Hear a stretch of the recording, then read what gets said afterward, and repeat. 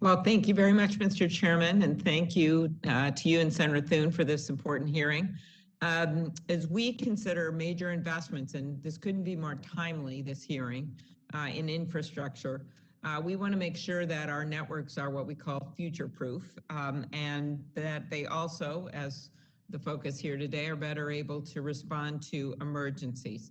And the bill that Representative Clyburn and I are leading would make major investments in broadband infrastructure. Mr. Law, in your testimony, you highlighted the importance of capacity in broadband speeds, particularly for responding to emergencies. Can you elaborate on that, particularly for rural communities? Thank you, Senator Klobuchar. Yes, I think one of the most important characteristics is not simply what is a network currently capable of delivering, but what is it able to capably deliver in the future or in the event of a specific situation. I'll use the pandemic as an example. From Golden West perspective, in the span of 90 days, from January of 2020 to April of 2020, Golden West network usage overall increased 25%. Our upstream usage increased 40% in 90 days. Our network was able and capable of handling that type of capacity change, I'll say somewhat at a moment's notice. 90 days in a network operator's world is indeed a moment's notice with no warning. So I think it's absolutely critical that any future broadband funding that is discussed as part of an infrastructure bill or otherwise begin the discussion about what type of networks do we wish to have, what do we wish to accomplish with those networks, not just today, but tomorrow. Because if you only view the speed capabilities by the applications that you use today, it will be outdated by the time this money gets out the door. I've been in this industry a number of years, and I've watched policy discussions in the last 10 years go from 4x1 to 10x1 to 25x3 in the last 10 years. I will ask how many times do we wish to have this discussion as we talk about these types of investments? That's a good way to end, yes. And I think it's time for action. Chief Johnson, Mr. Adelstein, good to see you again. The Next Generation 911 bill that I have with Senator Cortez Masto, that would create a federal grant program to help states and local communities upgrade their 911 infrastructure. And I actually got interested in this in part with interoperability issues when we had someone was killed and the murderer was out and they were trying to find them, and we had something like 7 different systems that couldn't hook up as police officers were frantically trying to find this perpetrator. And it was a memorable moment in our state. And this was in the metro area, much less what happens in the rural area.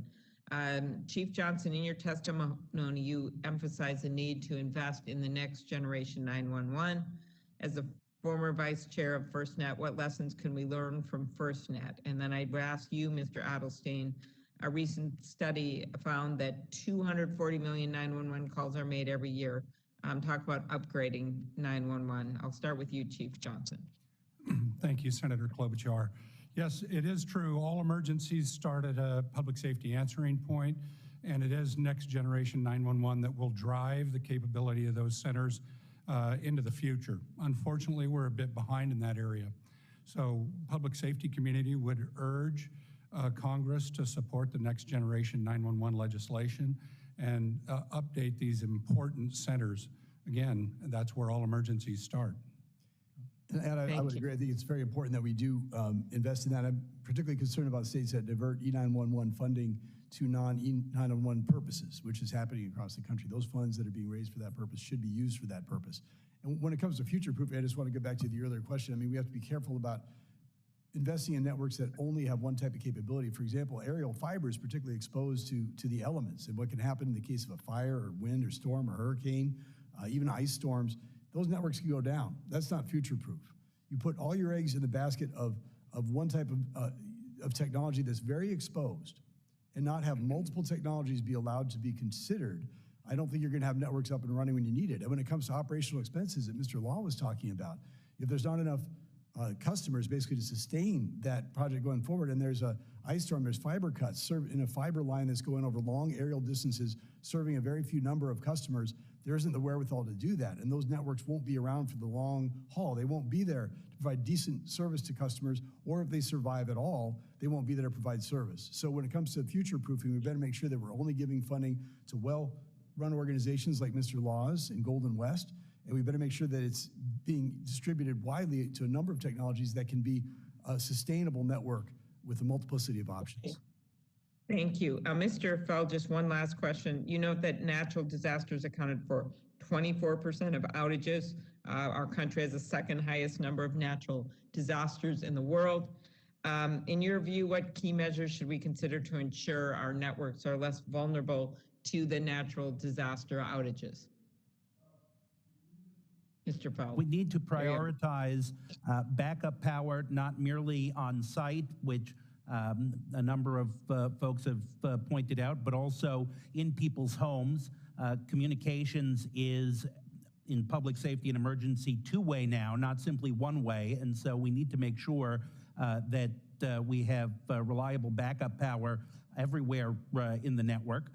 We need to have more public information so that consumers can choose the most reliable networks, reward those companies that choose to invest in reliability, and ensure that policymakers have access to appropriate information and develop standardized metrics so that we can hold those carriers who are not investing sufficient resources in reliability accountable.